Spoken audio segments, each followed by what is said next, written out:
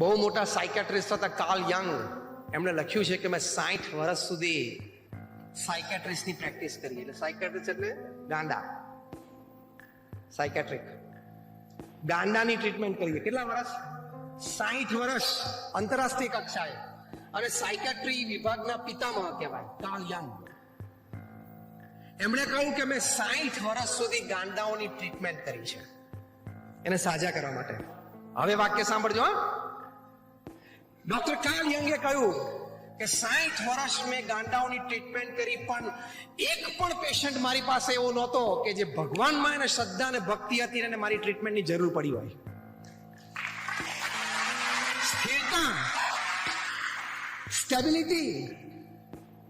1972ની સાલમાં યુગાન્ડામાં ઈદી અમીનને રાતોરાત સપનું આવ્યું કે બધા એશિયનોને કાઢો.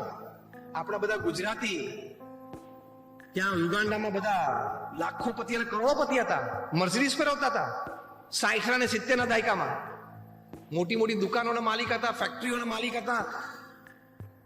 અને ઈદી અમીન આવ્યા અને કે 72 કલાકમાં દેશ છોડો, પહેરેલા કપડે છોડો. અને સૈનિકો ઘરે ઘરે ગયા કાઢવા માટે. પહેરેલા કપડે નીકળે તો શૂટ કરી દઈએ. ઘણાને શૂટે કર્યા. પણ યુગાન્ડા બ્રિટિશ કોલોની હતી એટલે બધા પાસે બ્રિટિશ પાસપોર્ટ હતો. પણ ઘણા બધા વૃદ્ધો હતા કે આપણે 60-70 થઈ ગયા તો આપણે ભારત પાછા જાવ ને 10 જ વર્ષ છે. ઘણા યંગસ્ટર હતા ને બધા લંડન ગયા. 72 કલાકમાં તો બધા જ એશિયન્સને યુગાન્ડામાંથી કાઢી મૂક્યા. અને યુગાન્ડા એવો દેશ છે ઈસ્ટ આફ્રિકાનો જેની માટે કહેવત છે કે રાત્રે તમે સાવેણાની સળી એ જમીનમાં નાખીને સુઈ જાઓ એટલે સવારે એની પર ગુલાબ આવી ગયું હોય. એટલી ફળદ્રુપ જમીન, દુનિયાની સૌથી ફળદ્રુપ જમીન. હા, રાત્રે તમારે સાવેણાની સળી જમીનમાં ઊભી રોપી દેવાની અને સવારે એની પર ગુલાબ આવી ગયું હોય. આ કહેવત છે કે જમીનની ફળદ્રુપતા વર્ણવવા માટેની કહેવત છે. આ બધા લંડન ગયા, મર્સિડીઝ ફેરવતા હતા. એ બધા બીજે દિવસે સવારે લંડનમાં ઘરે ઘરે છાપા નાખવા જતા હતા. કેવી પરિસ્થિતિ. આ બધું 72 કલાકમાં જ થયું છે.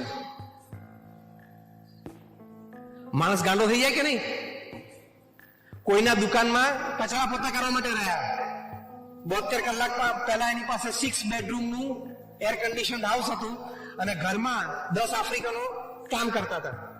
અને 72 કલાક પછી એ લંડનમાં કોકની દુકાનમાં કચરા પોતા કરતા હતા.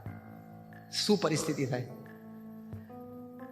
પણ ચાર્લ્સ કનિંગહેમ નામના એક બ્રિટિશ ઇતિહાસકારે લખ્યું કે આ બધા ગુજરાતીઓ અને બધા ઇન્ડિયન્સ એ યુગાન્ડામાં આવી સાહેબી છોડીને અહીંયા આવ્યા. રાતોરાત આવવું પડ્યું, પહેરેલા કપડે કાઢી મૂક્યા. એરપોર્ટ ઉપર ઈદી અમીનની આર્મી ઊભી રહેતી હતી. વીટી પણ ભૂલથી કોઈ લઈ જાય શકે, વીટી પણ ચેક કરે, ગળાનો ચેન હોય પણ ચેક કરે, વોલેટ પણ કાઢી લે, અને બૂટ સારા દેખાય તો બૂટ પણ કાઢી લે. ચાર્લ્સ કનિંગહેમ લખે છે કે આ બધા અહીંયા આવ્યા, હું એમાંના ઘણા બધાને મળ્યો છું. દુઃખ હતું એ લોકો, એમાં બે મત નથી. ઘણો આઘાત લાગેલો, પણ એ લોકો આકુળ વ્યાકુળ નહોતા. એ લોકો બે બાકડા નહોતા થઈ ગયા. જીવન હારી ગયા છે એવું એ લોકોને મનમાં નહોતું. એ લોકો જે કામ મળ્યું કરવા માંડ્યા. એની પાછળનું રહસ્ય શોધવાનો મેં પ્રયત્ન કર્યો.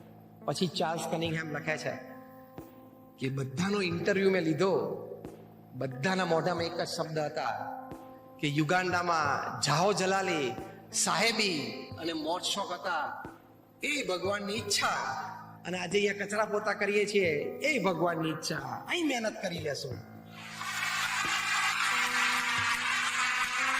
આ ભગવાનમાં શ્રદ્ધાનો મોટો લાભ છે. નહીં તો રોજ સવાર ઉઠીને પ્રશ્ન, માને કેમ આવું થયું?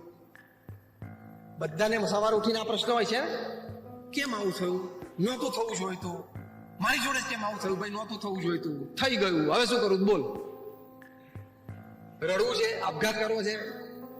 ભગવાનમાં શ્રદ્ધા હશે તો વિચાર રહેશે, કલ જો થા વો ભી ભગવાન કી इच्छा, आज जो है वो भी भगवान की इच्छा, और कल जो होगा वो भी. चले यूनियन बैंक वाले ने मुख्य बात कर दी है हम, क्योंकि आप ज्यादातर हिंदी समझते हो, मैं समझ सकता हूं कि मैं गुजराती में बोल रहा था, इसलिए शायद आपको सब कुछ समझ में तो नहीं आएगा. हाँ, तो फिर अच्छी बात है.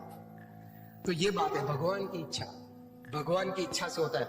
આનો મતલબ એવો નથી કે પુરુષાર્થ ના કરવો, જંગી પુરુષાર્થ કરવો એ મનુષ્યનું કર્તવ્ય છે અને મનુષ્યનું ગૌરવ છે, પણ એ પુરુષાર્થ પછી જે પરિણામ મળે ને એ સ્વીકાર કરવો ભગવાનની ઈચ્છાથી, એ પણ મનુષ્યનું ગૌરવ છે. આ વાત આપણને શીખવાડવાની છે. બસ આ વાત એક શીખી જાઓ ને, તમને આજે આખા પ્રવચનમાં એક વાત યાદ ના રહે તો આ વાત યાદ રાખજો કે હું મારી બુદ્ધિ, શક્તિ, આવડત, સંજોગો, વ્યવસ્થા, સહકાર થી બધો પુરુષાર્થ કરી લઈશ, લડી લઈશ છેલ્લા શ્વાસ સુધી, પણ પછી કદાચ મારી મનગમતી પદવી કે મનગમતું સ્થાન અથવા મનગમતો દરજ્જો કદાચ મને ન મળ્યો, એનાથી ઓછું મળ્યું, તો હું પ્રેમથી સ્વીકારી લઈશ. ભગવાનની ઈચ્છા, મારા પ્રાર્થનામાં કદાચ આટલું જ લખ્યું હશે. એ વિચાર સાથે તમે જીવો ને એટલે એક દિવસ પણ તમારું મોઢું ઉતરેલી કઢી જેવું ના થાય. કીધેલું એક દિવસ પણ નહીં. અને શું કામ મોઢું ઉતરેલું રાખીએ? શું કામ હતાશા અને નિરાશામાં જઈએ? એક તો જીવું 70-80 વર્ષ, એમાં રોજના 1 કલાક જો સુઈએ એટલે 23 વર્ષ તો શું આમ જતા રહે? તે રહ્યું શું? એમાં મોઢું કરમાઈને શું કામ ફરવું? સવારથી તાજા જ રહેવાનું, આનંદમાં જ રહેવાનું. મળ્યું બહુ સારું, ના મળ્યું વધારે સારું. કેમ? મળ્યું એ મારી ઈચ્છા, ના મળ્યું ભગવાનની ઈચ્છા, કંઈક બીજું હશે. આ વિચારથી જીવન અને જીવન યાત્રા સુખમય રહે. તો આપ સર્વે માટે અમે પ્રાર્થના કરીએ છીએ. ફરી વખત સૌજીભાઈનો ખૂબ ખૂબ આભાર કે એમના આયોજનથી આપણે આજે મળી શક્યા. એમની માટે, એમના બધા પરિવારજનો માટે અમે ખૂબ પ્રાર્થના કરીએ છીએ કે એમની ખૂબ પ્રગતિ થાય અને વહેલાસર વરાછાથી પાછું બધું અહીંયા તંત્ર ગોઠવાય. મને પાછળ દેખાડ્યું બધું ગોઠવાય જેવું, એ બધું વહેલું ગોઠવાઈ જાય અને જેટલો અત્યારે વર્કફોર્સ છે એનો ડબલ વર્કફોર્સ ઊભો થાય એવી આજના દિવસે પ્રાર્થના કરીએ છીએ. આપ સર્વેના પરિવારજનોને પણ ખૂબ સંસ્કાર પ્રાપ્ત થાય, ભગવાન પ્રત્યેની શ્રદ્ધા પ્રાપ્ત થાય, તમારા સંતાનો પણ ખૂબ સારું ભણે અને આપણે જે $5 ટ્રિલિયન ઇકોનોમી બનાવવી છે એ આપણે આપણી આંખે સારી રીતે જોવી છે. ભારતને એક વિકસિત દેશ અને બીજો શબ્દ પણ મહાસત્તા એ આપણે બનાવવો જ છે. જય સ્વામિનારાયણ, જય શ્રી કૃષ્ણ. ખૂબ ખૂબ આભાર. બધાને વિનંતી પોતાની જગ્યા પર ઉભા થઈને જોરદાર તાળીઓથી સ્વામીજીનો આભાર વ્યક્ત કરે. અમારા હરિકૃષ્ણ પરિવાર સ્વામી આપનો આભાર વ્યક્ત કરી રહ્યો છે. આ તબક્કે આજના આ કાર્યક્રમની આભાર વિધિ પણ કરવી છે. હું આદરણીય શ્રી પિન્ટુભાઈને વિનંતી કરીશ કાર્યક્રમની આભાર વિધિ કરે. બધાને વિનંતી પોતાની જગ્યા પર પોતાનું સ્થાન લઈ લે.